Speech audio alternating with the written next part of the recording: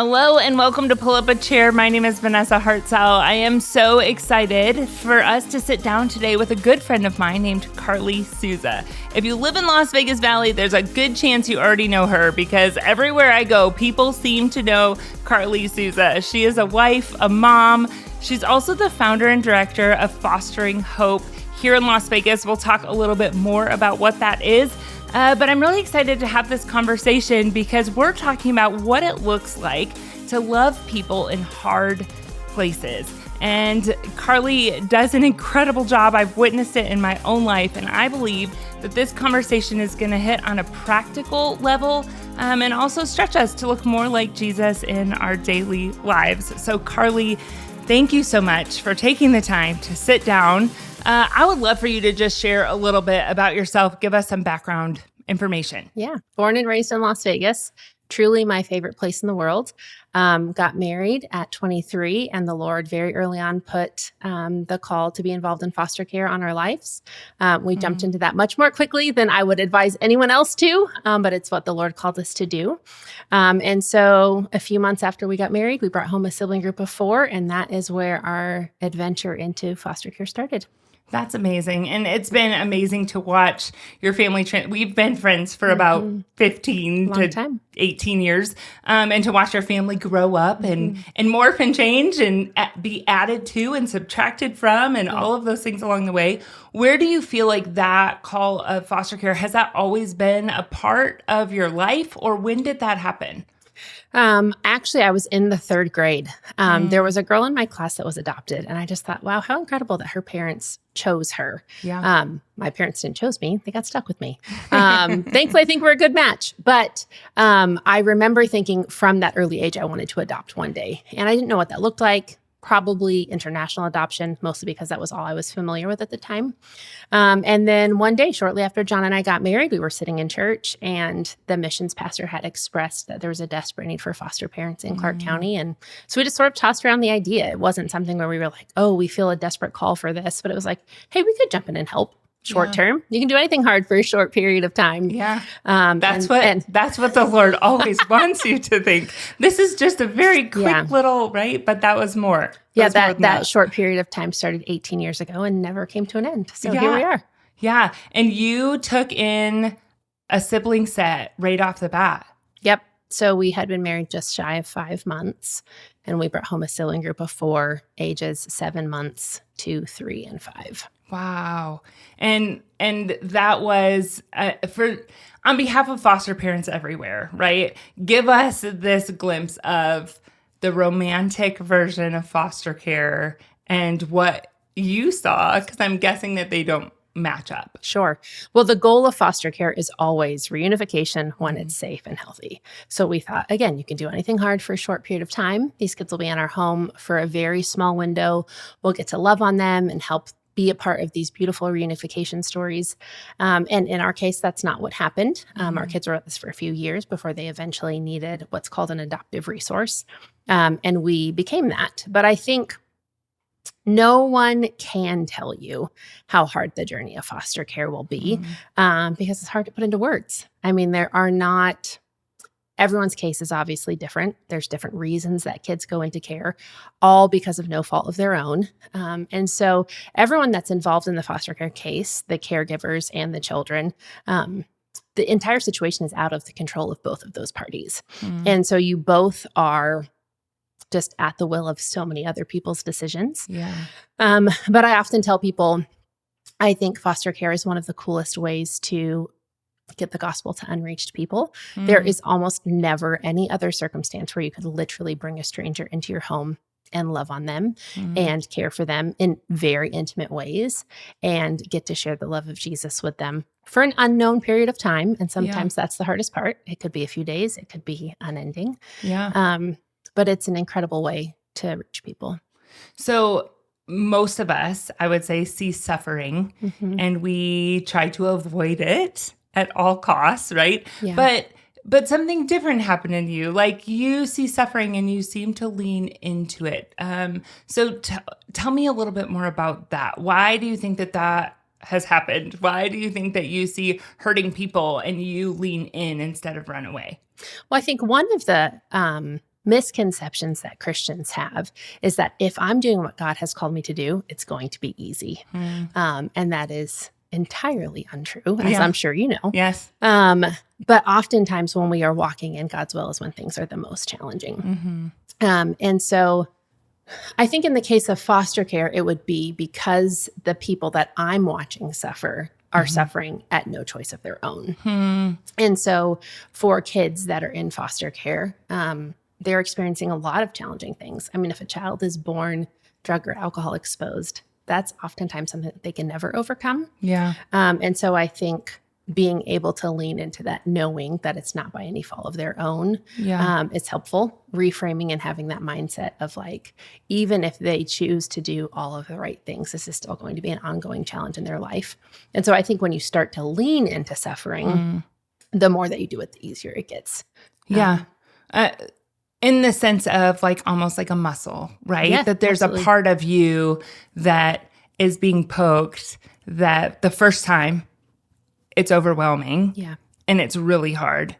And then the more you're exposed to the more that you realize that like sin has impacted our world.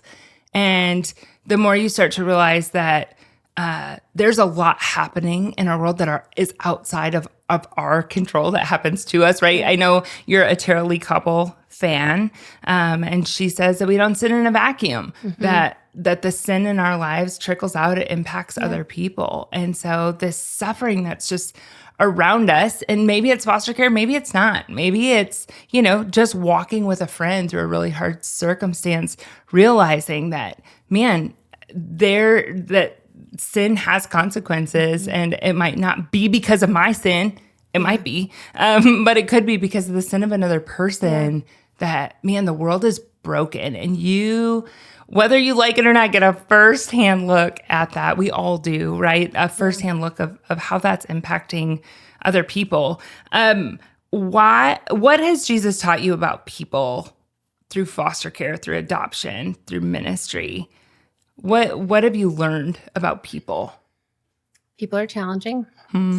Jesus is kind. We have had the gift of being able to walk with so many foster and adoptive families.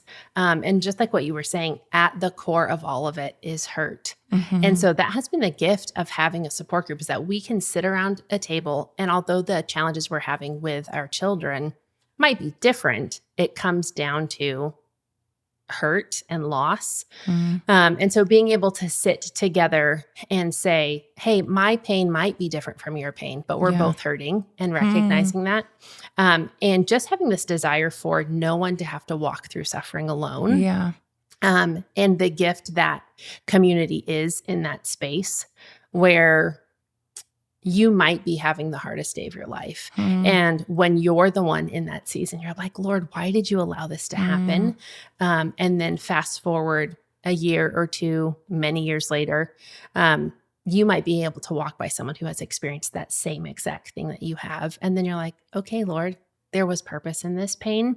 And there's a reason that I walked through this. And that doesn't necessarily make you go to sleep and I'm like, yay, I'm so thankful that happened. But being able to find purpose in it makes it not feel meaningless. Yeah. So how would you say you cultivate a heart that can love people well? I think for me, it started at a young age watching my parents. I cannot remember a time when I was young that my parents said, you should love people, or you should love unhoused people, or you should love vulnerable people. But I watched them do it. There was this guy, we lived in an apartment complex until I was 8 years old. And there was this man who was unhoused who had a bicycle.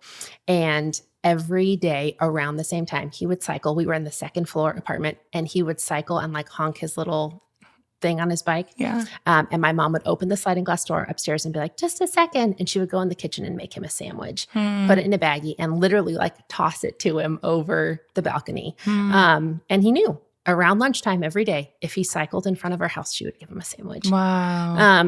And my mom didn't say, hey, you should care for people that don't have food. She did it. Yes. I remember being probably in like the second grade, and there was a single dad and his daughter went to our school, and we carpooled with that parent. But my mom was the only one actually doing driving.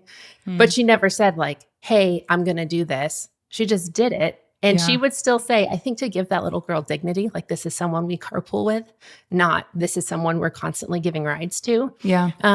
I think the way that you reframe those relationships and that engagement and giving dignity to people on the other side, I think goes a lot further than we often think. Yeah. Well, and you talked about, being on the child receiving end of that. I say all the time, like we're constantly defining normal in the life of our kids. Yeah. Right. Us screaming at each other could be normal. Us speaking together to one another in love could be normal. Right. And so it's not based on standard. It's just based on what is normal in your home. And seeing your mom love people well was normal. Yeah. And so it became normal to you Yeah. to see a need and then desire to meet that need. And I think that there's something, that gets a little challenging in the year 2026 and it's social media because there's a lot of, it's just so easy to love someone, take a photo of it, put it out there for the world to see, and that didn't exist when you were a child. Sure. And, and it actually was normal. Yeah. It wasn't scheduled. It wasn't planned. It wasn't for accolades. It wasn't for, how do you think that has played a part in it? Like the social media aspect of loving people well. Yeah. Gosh, that's so interesting. Even we did a huge fundraiser, the Hub, the organization that is over Fostering Hope.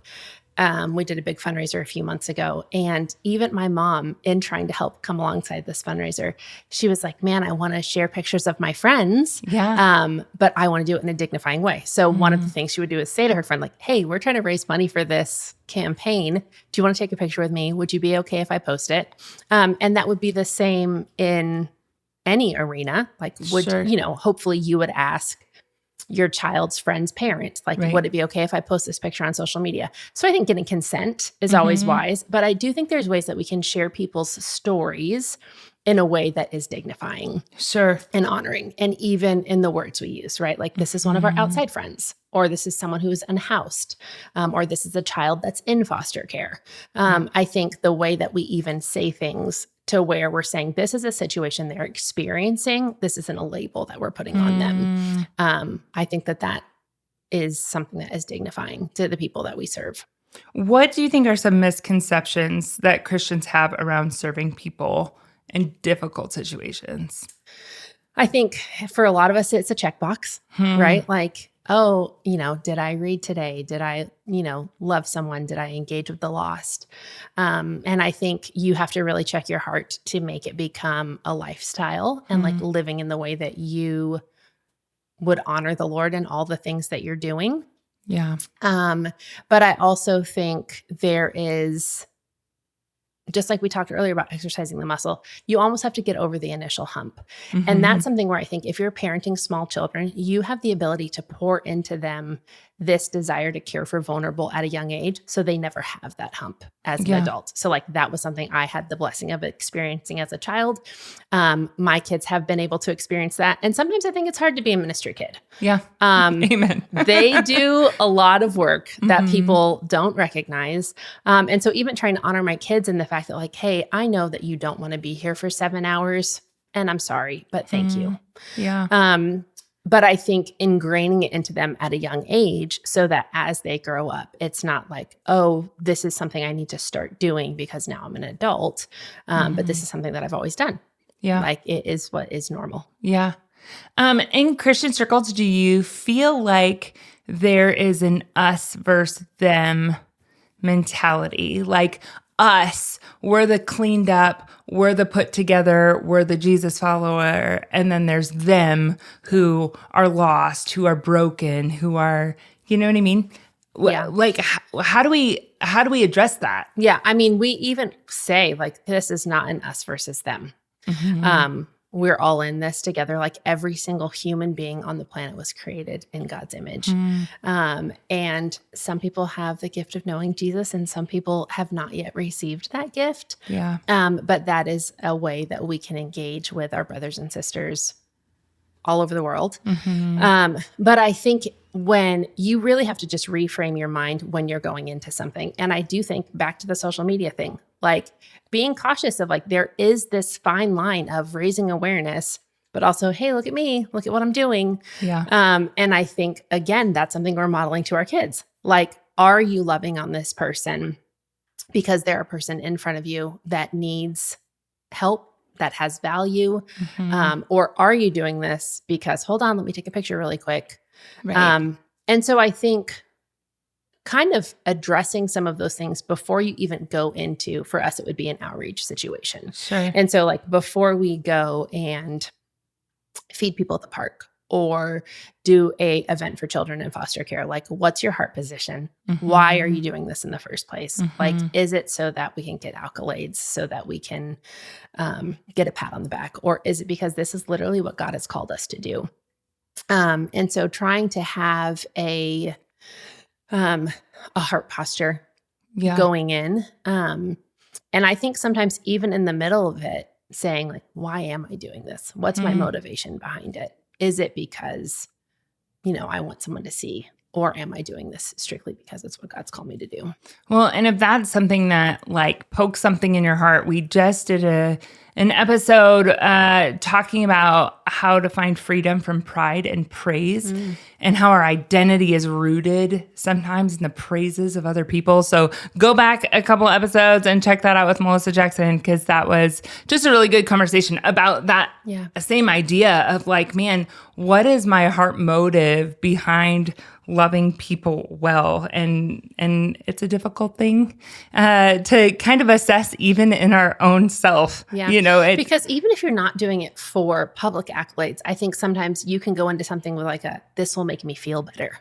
Yeah. Like, okay, let's go do this. And then it kind of like fills something inside of you that is like, oh, I feel good about myself today because I did this. And so even in the act, like checking your heart of like, why am I doing this? What is my motivation? What are some assumptions that God's maybe shown you that you've made of people before you've actually gotten to know them? Can you think of a time, a circumstance? Yeah, I think a lot of the families that we serve through foster care, I have oftentimes, since doing it for a while, gone in with like, I know this is why this adult engaged in foster care. Maybe it's because they weren't able to have biological children. Maybe it's because they have a little bit of a savior complex. Maybe it's because, they need to check the box of like, I need to care for orphans and widows. So here's like the modern day way to do it. Yeah. And so really like going in with curiosity and saying like, hey, why do you want to do this? Instead of first assuming that like, well, I've heard all the answers. I've talked to thousands of people. I know what they're going to say. Because genuinely people's answers are all different. But I think there's so much value in asking questions. And I know from a lot of years of Ignite Life meetings with you, I'm the question answer. Yep. Asker, sometimes to the detriment of the meeting, because I'm like, I need to know details before we move forward. But I think in relational settings, that's helpful. Like people want to feel seen and known. And the best way to do that is to ask questions, to inquire, like, why are you engaging in this? And what's been really interesting is a huge portion of the families I engage with in Fostering Hope are completely unchurched. They have no relationship with God at all. And so finding their motivation behind it even is so interesting. Yeah. I mean, I think curiosity, right, just in general, is just such an underutilized gift. Yeah. You are just so gifted, Carly, at being curious. It's true. You ask all the questions all the time. And I love it. I love that about you. But I do think that there's... In today's culture, certainty is something that we lean more towards than curiosity. Yeah. Like, I know everything that I need to know about this circumstance in order to make an assumption, in order to know what's right and what's wrong. And that gift of curiosity is just big. Do you think that compassion is something that you were born with? Do you think that that's something you've cultivated or was taught to you? Where, like, if I were to look at like a spiritual gifting test, like my mercy gifting is like a 2. I don't even know the numbers, but it's very low. That's what I'm saying. Like I don't just naturally lean in with mercy.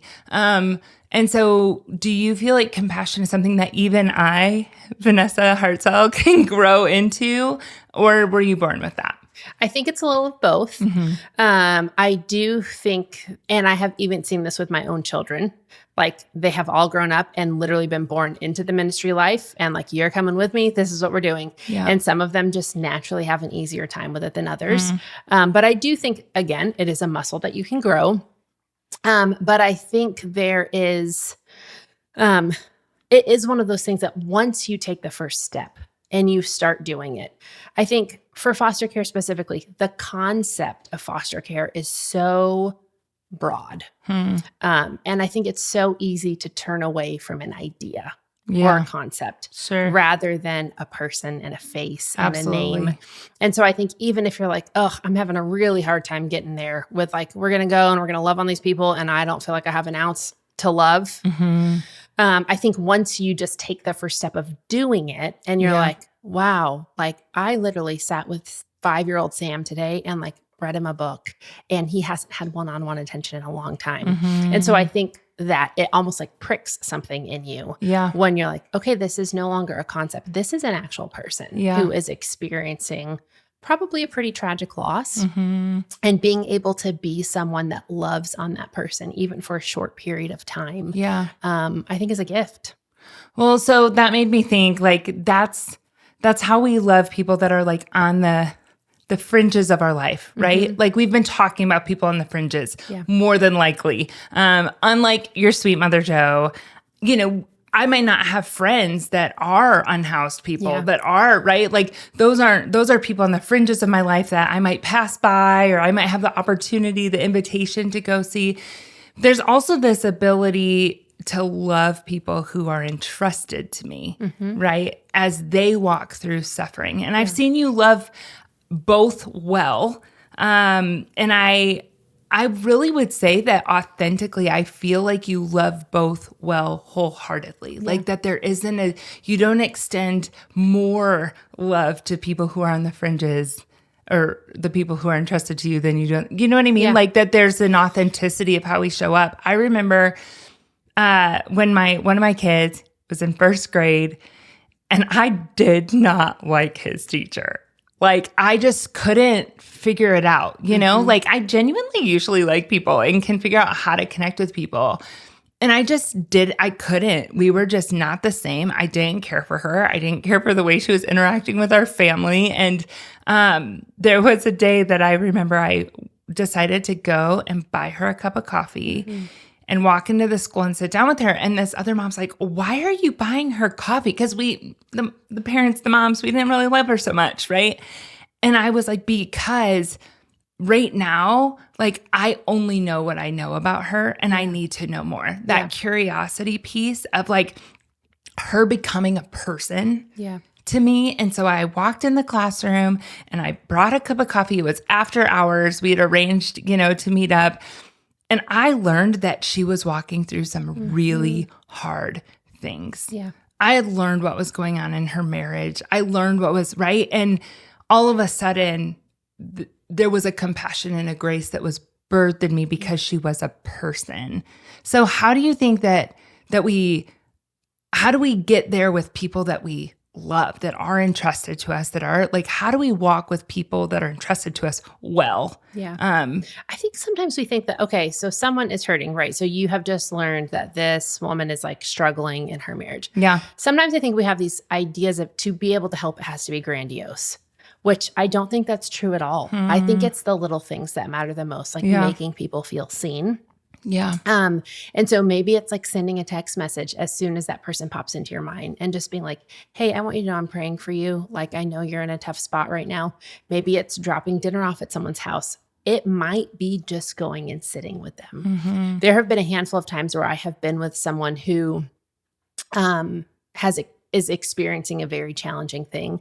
And I more than once, and this might be crazy, so maybe not everybody should do this, but I more than once have literally crawled into bed with a grieving friend.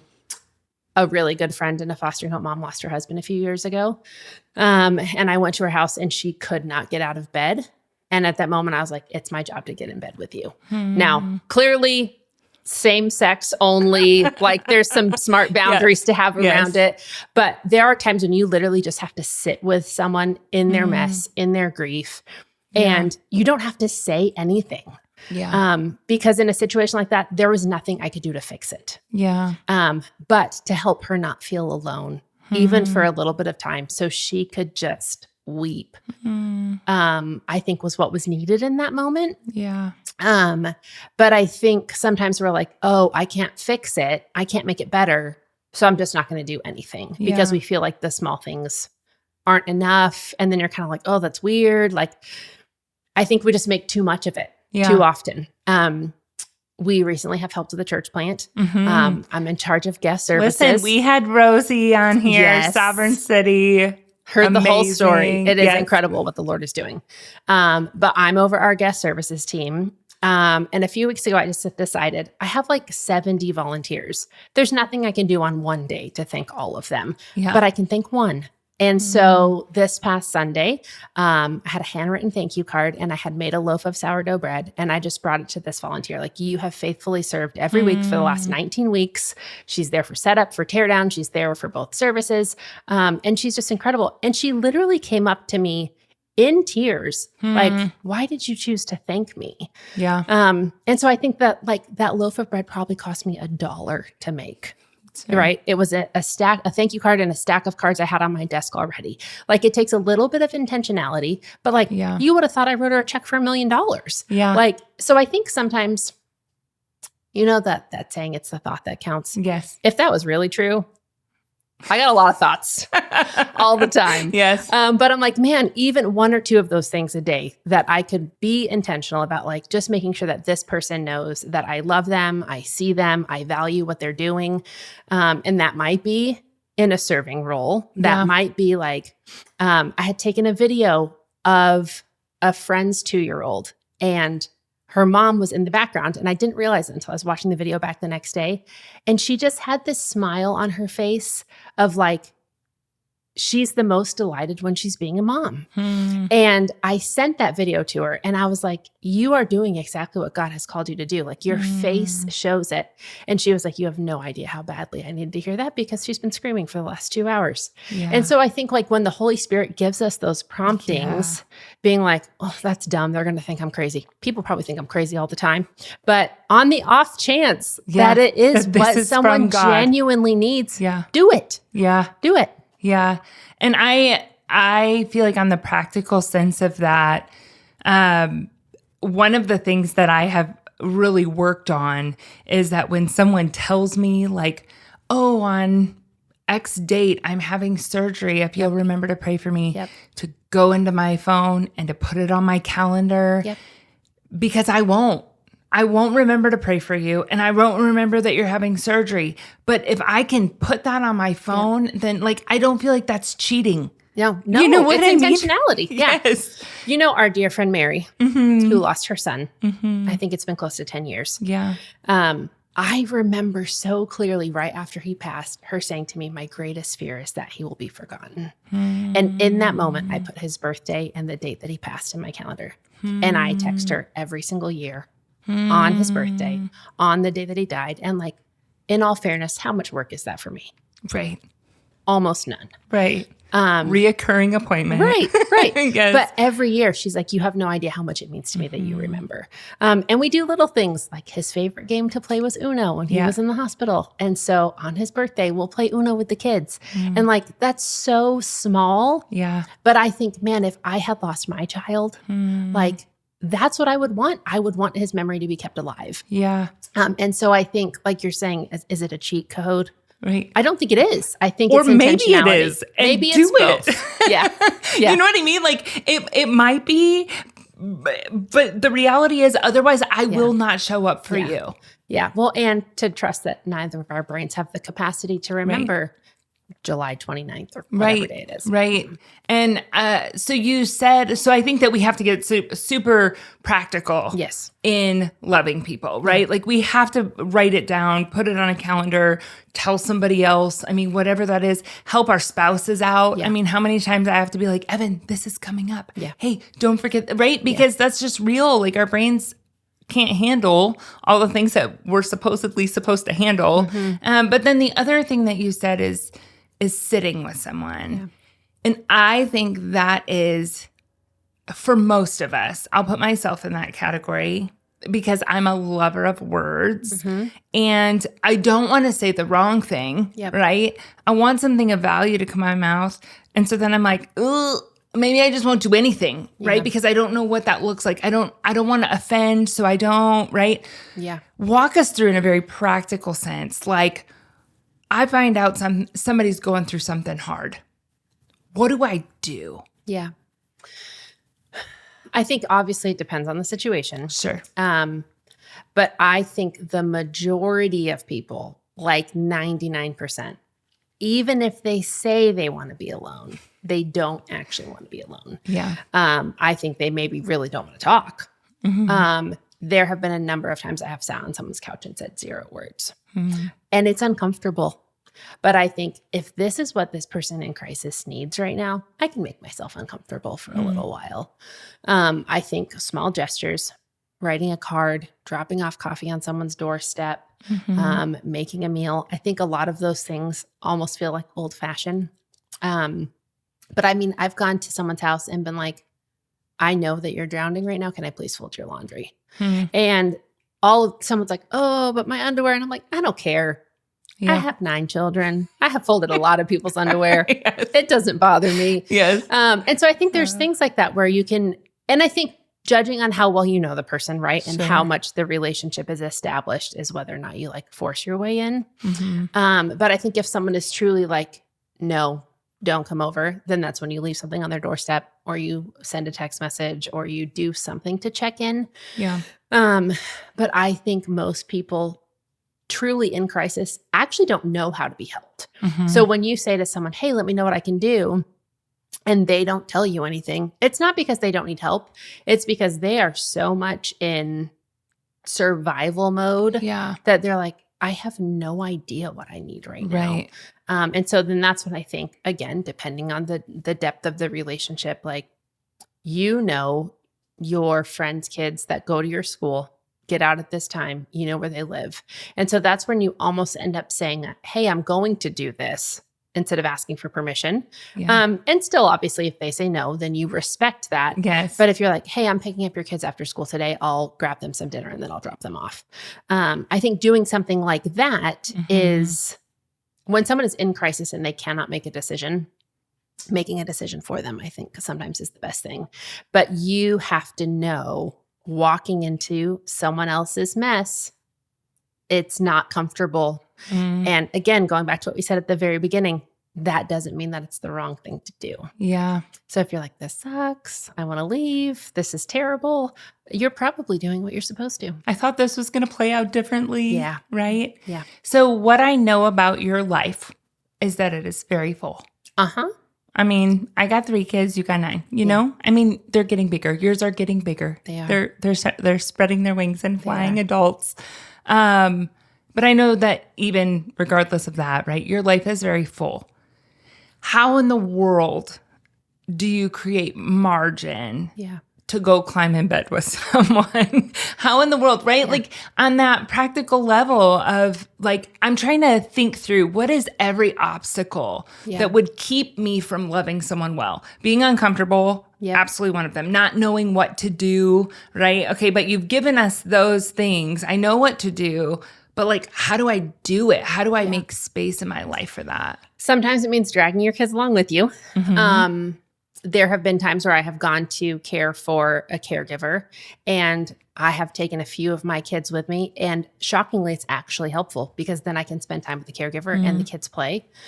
Sometimes it is just magnifying chaos and not helpful at all, you know, and you just roll with the punches. But I think that it is If someone is in crisis, if something happens, I have to look at my calendar and say, what is the urgency level of some of this stuff? Like I had an oil change scheduled for 3 p.m. If I don't go do that oil change and I go do this instead, is my car going to stop working? It might, depending on how far I've gone over. How many care calls you've made. Yeah. And so it is having to evaluate that, but it also is building in margin. And so there literally are a couple times on my calendar throughout the week where I have completely blocked out time where I never schedule anything. And that is so that there is wiggle room when a crisis comes up. So right now, Fostering Hope is serving like around 800 families. I mean, say that again. 800 families. 800 Yeah.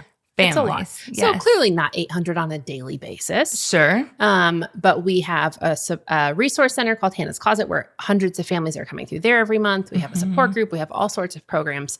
And it's inevitable, especially in the world of foster care, that there is going to be crisis. And so because I can't predict when any of that crisis is going to happen, I can block out some periods of time where I can move things around.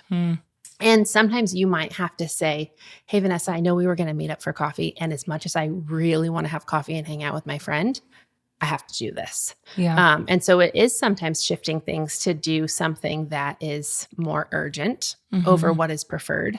But then it also is looking at things and saying, okay, this is urgent, but is it necessary? Not everyone's crisis is my crisis. And that has been one of the hardest things for me. Yeah, and say that louder for the people in the back, right? Or to myself. I mean, like, but for real, like your fire and catastrophe does not mean my family suffers tonight. Right. Yeah. And I have had to balance, like, if I don't do this for my children, for my family, because I'm helping this family, then the amount of like recovery work I'm going to have to do at home is significantly worse. And so sometimes you have to evaluate like, okay, this is a crisis. This person does need help. Number one, am I the only person that can help them? Because a lot of people want help, but maybe because I'm the face of Fostering Hope, they call me. Sure. And I might not even be the best man for the job. Yeah. Like if you are dealing with a certain thing that has never been a challenge for my family, sure, I can come sit with you. But if I know someone who has experienced exactly what you're walking through, I'm doing you a disservice by trying to be that person. So I'll say, hey, is it okay if I connect you to so-and-so? Like they have actually walked through this before. And so, being a bridge, being more of a connector of people when I'm not the best person for the job or when I'm tapped out. So, okay. So I know being your friend that you have walked through crazy circumstances, unbearable, right? Things that were like, well, you brought that one on yourself, and things that are like, we could have never seen that coming, right? You've seen the ugliest parts of our world, and you've seen the most beautiful parts of families coming together. How do you keep your heart tender and all that and not calloused? It's hard. Yeah. It's hard. I preach the gospel to myself about 5 times a day, sometimes more. But I think there's this constant, like, this is what God has called me to. And I know that beyond a shadow of a doubt. So even when it is incredibly, incredibly challenging, knowing like, God is going to get me through this because this is what he's called me to do. If I'm walking in his will, he is going to give me what I need to get to the other side. The biggest, hardest, challenging thing has been for some of my kids, for some of their struggles. What if the other side isn't until heaven? And having to sit and like, Lord, we did what you asked us to. And it's not really playing out like I thought it would. Does that mean I was disobedient? No, it doesn't. And so knowing that saying yes to the call, whatever the call is,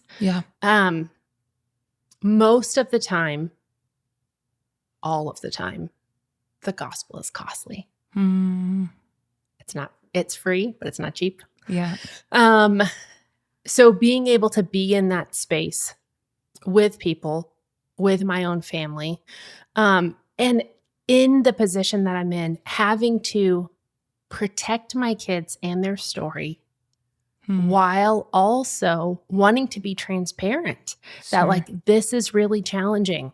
We are walking through some incredibly hard stuff. But what my kids have experienced is mostly no fault of their own.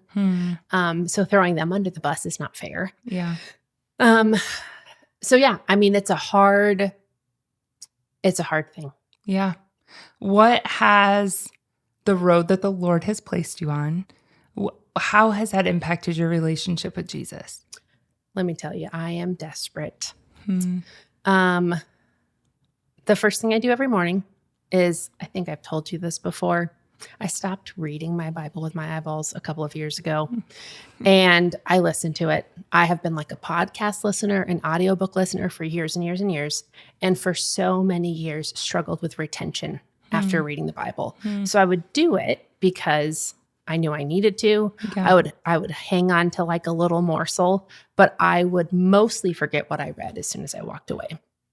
And probably about 8 years ago, I started listening to the Bible. I'm an auditory processor, and I would remember almost everything that I listened to. And I think that there was almost this like shame of like, I'm not reading the Bible.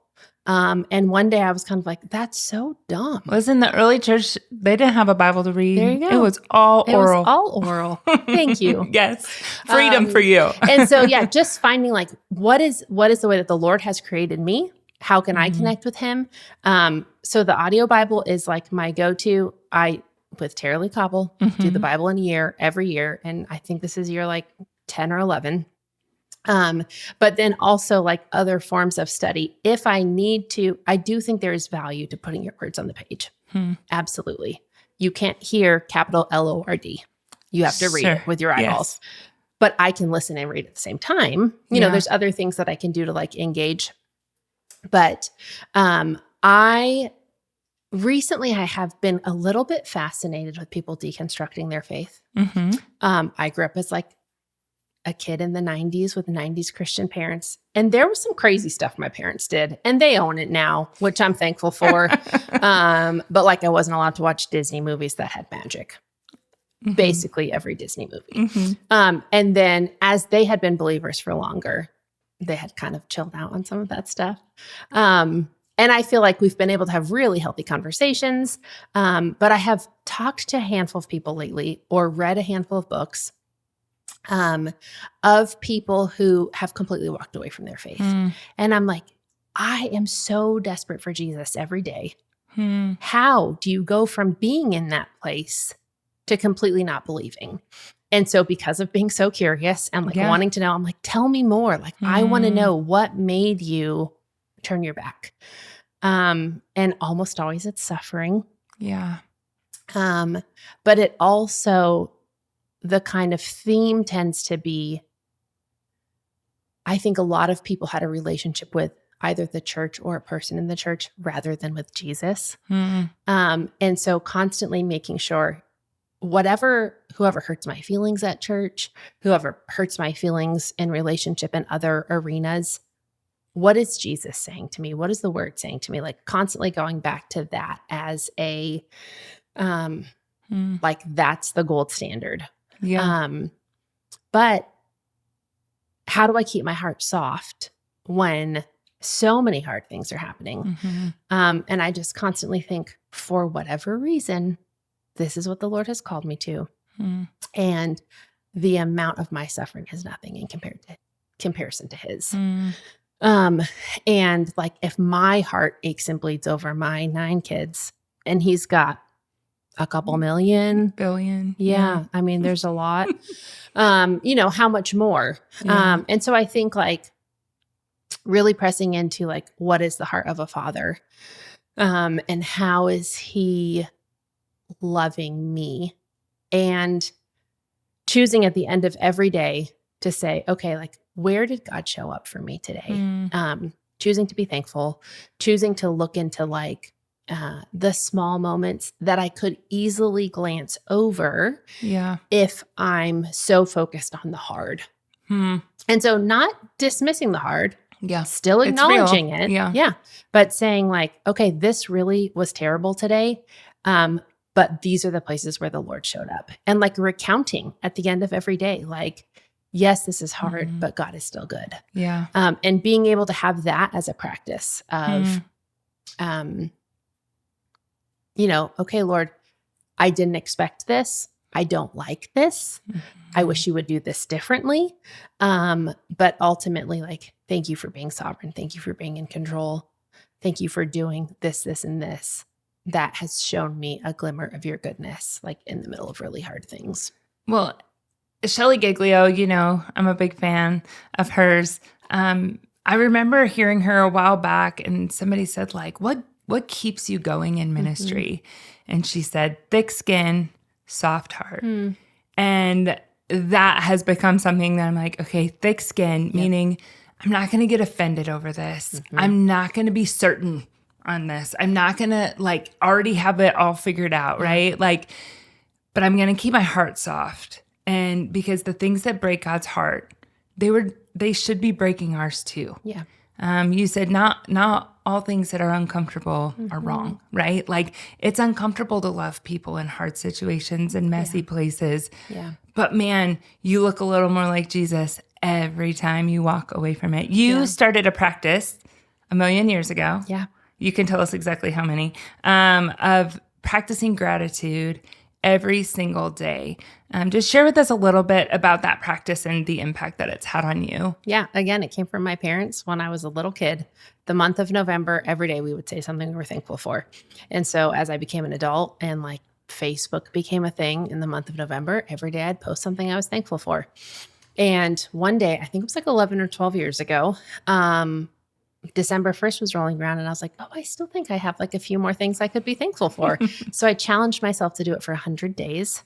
And then I got close to that 100 days and I was like, what if I could do this for an entire year? Like it was already starting to change my heart. And so this was the challenge. Like, could you publicly be thankful for something every single day? And I'm like, this is kind of insane and I probably can't do it, but let's just try. Yeah. And I never remember how many days it is. I always have to go back and look at the day before.